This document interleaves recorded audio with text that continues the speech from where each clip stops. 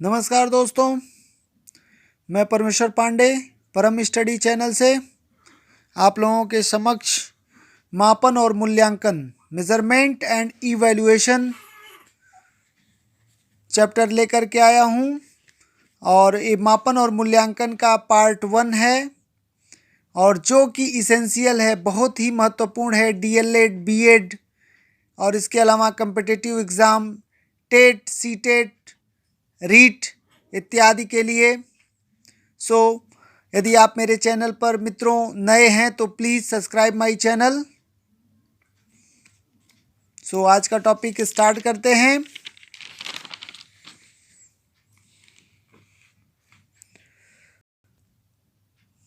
मापन। जैसा कि आप लोग जानते हैं कि शिक्षा के क्षेत्र में जांच और परीक्षा के स्थान पर वर्तमान युग में मापन एवं मूल्यांकन का प्रयोग किया जाता है और इसके उद्देश्य, क्षेत्र तथा कार्यप्रणाली पुराने ढंग से ली जाने वाली परीक्षा से भिन्न है और अध्यापन क्रियाओं द्वारा छात्रों का ज्ञानात्मक, भावात्मक और दोस्तों क्रियात्मक तीनों ही पक्षों का विकास किया जाता है। निष्पत्ति या उपलब्धि परीक्षणों द्वारा छात्रों के ज्ञानात्मक पक्ष का मापन किया जाता है। तो मापन के संदर्भ में तमाम लोगों ने अपने अपने अनेक विचार दिए हैं। तो उन विचारों पर सबसे पहले हम बात करते हैं। गिलफर्ड के अनुसार, गिलफर्ड ने मापन के संदर्भ में क्या परिभाषा दिया है? मापन वस्तुओं या घटनाओं की तर्कपूर्ण ढंग से संख्या प्रदान करने की क्रिया है। मापन वस्तुओं या घटनाओं की तर्कपूर्ण ढंग से संख्या प्रदान करने की क्रिया है। और स्टीवेंस के अनुसार, अकॉर्डिंग टू स्टीवेंस, मापन किन्हीं निश्चित स्वीकृत नियमों के अनुसार वस्तुओं को अंक प्रदान करने की क्रिया है। अर्थात मापन में वस्तुओं को अंक प्रदान किया जाता है और मापन की अवधारणा, कॉन्सेप्ट ऑफ मेजरमेंट, निष्पत्ति या उपलब्धि परीक्षणों द्वारा छात्रों के ज्ञानात्मक पक्ष का मापन किया जाता है। निष्पत्ति या उपलब्धि परीक्षणों द्वारा छात्रों के ज्ञानात्मक पक्ष का मापन किया जाता है। और मीनिंग ऑफ मेजरमेंट, मापन का अर्थ किसी तथ्य के विभिन्न आयामों को प्रतीक, अंक, ग्रेड, मात्रा आदि प्रदान करना मापन है।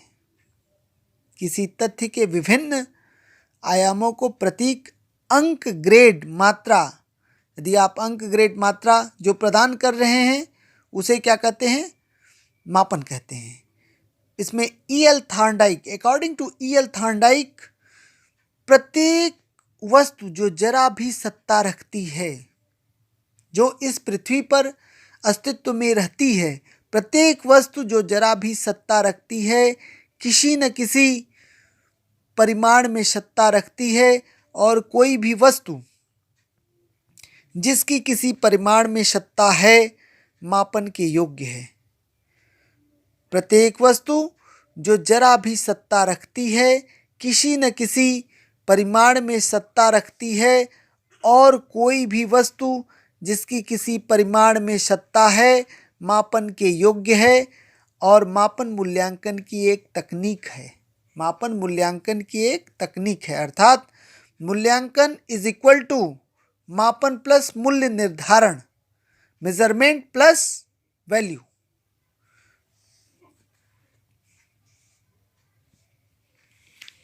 अब बात करते हैं मूल्यांकन की, इवैल्यूएशन।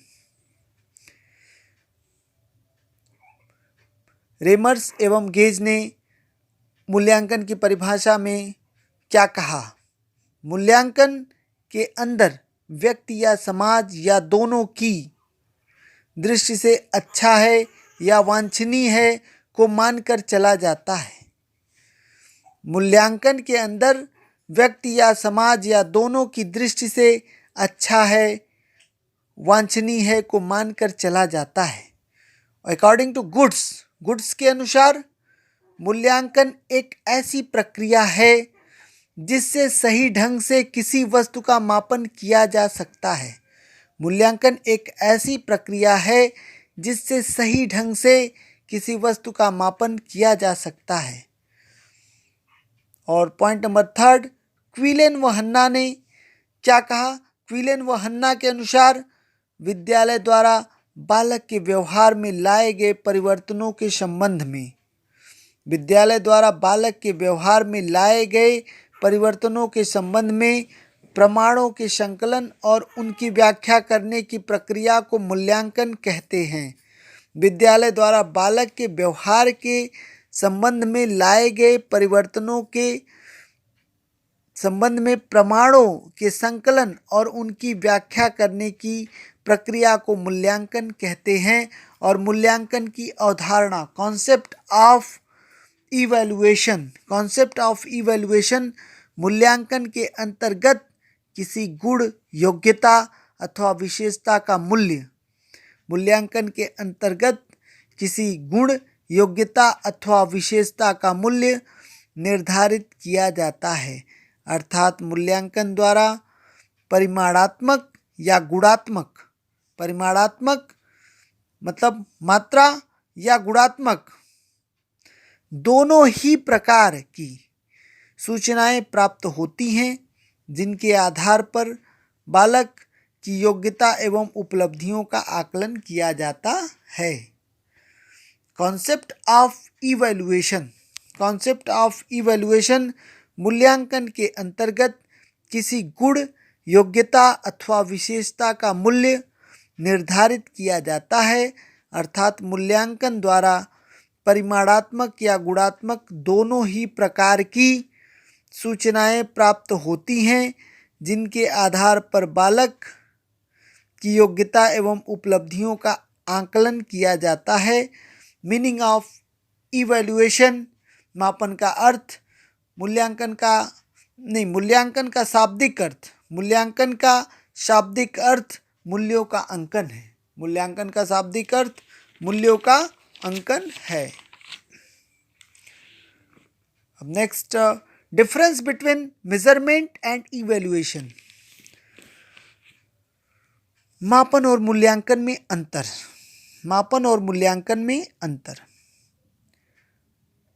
मापन मूल्यांकन का प्रथम पद है। मापन मूल्यांकन का प्रथम पद है। जैसे मूल्यांकन इज इक्वल टू मापन प्लस मूल्य निर्धारण, तो यह मापन मूल्यांकन का प्रथम पद है। और मूल्यांकन में मूल्यांकन में मापन परिमाण प्राप्त करने के बाद उनकी व्याख्या भी की जाती है। मूल्यांकन में मापन परिमाण परिणाम प्राप्त करने के बाद उनकी व्याख्या भी की जाती है। और मापन एक भौतिक पदार्थ के गुण अथवा विशेषताओं के परिमाण को अंकात्मक रूप देने की क्रिया है। मूल्यांकन व्यक्ति के संबंध में क्या अच्छा है और क्या बुरा है, इसकी पुष्टि करता है। और मापन संख्यात्मक मूल्य है। और मूल्यांकन संख्यात्मक और गुणात्मक मूल्य दोनों को ही सम्मिलित किया जाता है। मूल्यांकन में संख्यात्मक और गुणात्मक दोनों ही सम्मिलित किया जाता है। मापन एक साधन मीन्स है, साध्य नहीं है। मापन एक साधन मीन्स है, साध्य नहीं है। दोस्तों ध्यान देना बिल्कुल। और मूल्यांकन यह अपने आप में साध्य है। मूल्यांकन यह अपने आप में साध्य है। और मापन, इसका कार्य केवल अंक प्रदान करना है। It provides the only digit. And मूल्यांकन, इसमें अंक प्रदान करने के बाद मूल्यों का निर्धारण किया जाता है। मूल्यांकन में अंक प्रदान करने के बाद मूल्यों का निर्धारण किया जाता है। जैसे अंक के अतिरिक्त कौन सा स्थान प्राप्त किया है, प्रथम स्थान है, सेकंड है, थर्ड है, मतलब अंक के पश्चात कौन सा स्थान प्राप्त किया है।